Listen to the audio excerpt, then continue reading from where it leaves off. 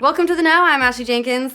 All those analysts who thought Microsoft killed the Xbox One S right out of the gate by announcing Scorpio at the same time might be kicking themselves right now, and according to the console's quickly disappearing stock, they might also be the only people who didn't buy one. And according to a report from Eurogamer, the current model for sale, the 2TB white version, is never coming back. Their sources tell them that Microsoft will not be manufacturing any more of this particular Xbox One S, although a 500GB and 1TB version will be going up for sale at some point soon. When that will happen, Microsoft hasn't said exactly, although Amazon has the date listed as August 23rd, so not too far off. In the future, it seems the only way to get another 2TB model will be the special edition bundles, such as the Red Gears of War Xbox One coming in October. Why Microsoft would kill off a console that's proven to be extremely popular is anyone's guess. I don't know, it's honestly kind of a Microsoft thing to do. They've been a little bit weird lately, but in the meantime, if you really want one, I guess there's eBay. Microsoft's killed off the Xbox One S 2TB model, and Nintendo's killed off a Metroid fan game on the franchise's birthday, no less, which makes it even sadder. For Metroid's 30th anniversary, one group released Project AM2R, a full-color remake of Metroid 2 Return of Samus, originally on the Game Boy.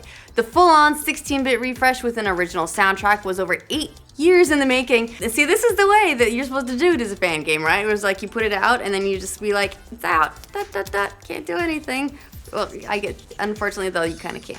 As these things normally tend to go, Nintendo hit the creators with a DMCA takedown notice to remove the game from their site.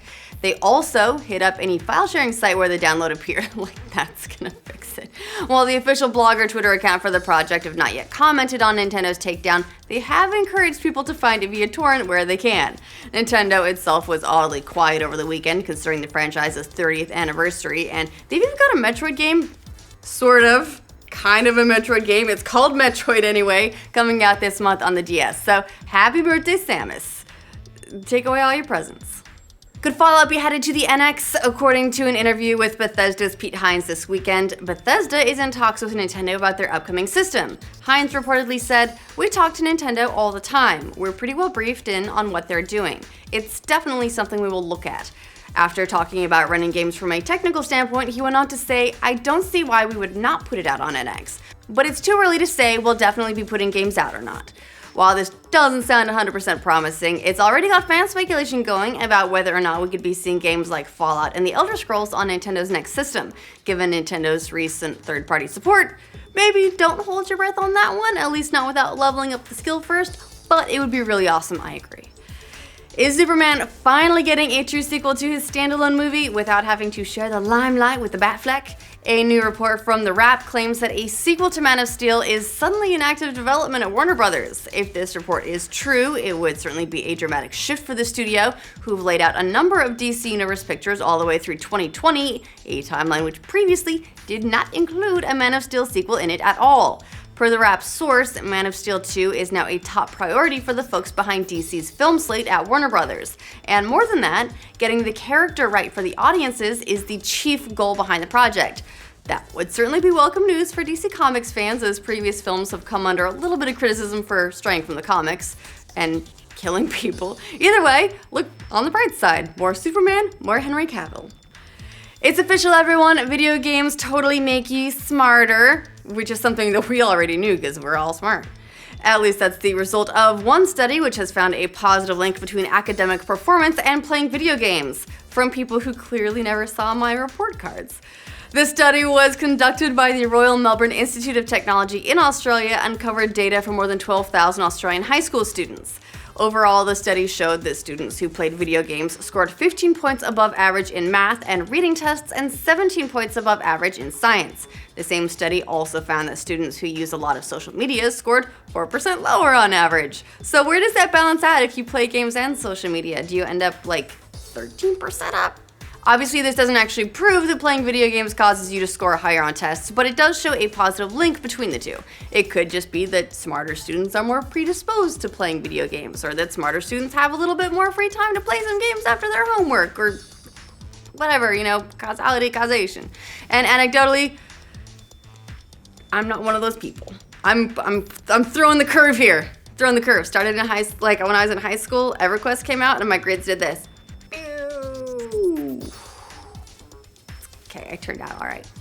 The video game piracy community got a shot in the arm recently when a number of hackers claimed to have gotten the best of Denuvo, the supposedly unbeatable DRM protecting a number of high-profile PC games. The ridiculously tough-to-crack software may have met its match in the form of a 19-year-old Bulgarian hacker who calls himself Voxy. Over the weekend, Voxy published a loophole which allowed pirates to completely bypass Denuvo rather than cracking it by using an old demo for Doom. The loophole made it possible for anyone to unlock an entire Denuvo-protected game. According to the hacker, pirates had a field day with the workaround as this loophole resulted in 650,000 breaches of Denuvo before it was ultimately patched. And just about the same time as the patch, another group released a crack for Rise of the Tomb Raider, another Denuvo game. If history repeats itself, Denuvo will simply patch that exploit out as well and it becomes an arms race. But Voxy says he's got plenty of other methods to test out. The cycle will continue and then there will be another uncrackable thing that gets cracked, and so it goes. It's the end of an era, everyone. After 9 years of offering ad-supported free TV online, Hulu is now shutting down its free option, moving to paid subscriptions only. They probably saw how well Netflix is doing. The company made the announcement yesterday saying that the current library of free TV content will be moving over to Yahoo, which, judging by the most recent outing of Community, is where online TV goes to die.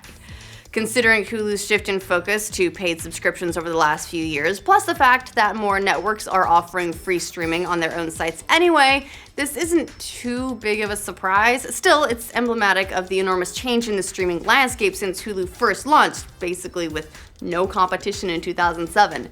So thank you for helping pave the way, Hulu. Sorry you got left in the dust.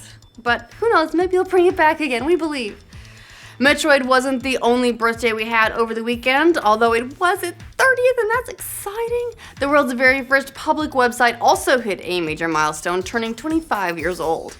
When it launched in 1991, info.cern.ch was a guide on this crazy thing called the World Wide Web, which the site defined as a wide area hypermedia information retrieval initiative aiming to give universal access to a large universe of documents. Well, that description caught on. The website is actually still browsable today and includes a variety of super handy information like a list of popular Usenet groups and outdated network protocols. The website was the culmination of the work done by Tim Berners-Lee, a British scientist at CERN who invented the World Wide Web in 1989. It was originally conceived as a way for researchers and universities to share information across the world, and then someone decided it would be fun to put naked ladies on it, and now we've come to use it for all kinds of other important stuff like, well, naked ladies and telling strangers they're wrong on the internet and you know, video games. So keep growing, internet. Can't wait to see what you do next, 25. Hopefully it's implanted. That's our roundup for today. Let us know what you thought about these stories down in the comments. For more news from every corner of the internet, like this video and subscribe to The Know. Eddy, our thought processes are very similar. It's all about the naked ladies. Are there naked ladies? No. My legs did you look at me? Drop your eyes to the underground and I'm angry. 2 days since the last. I'm not good at the songs. I always think I know a song until I actually go to sing the song without looking at lyrics or having it actually playing and realize I don't know shit.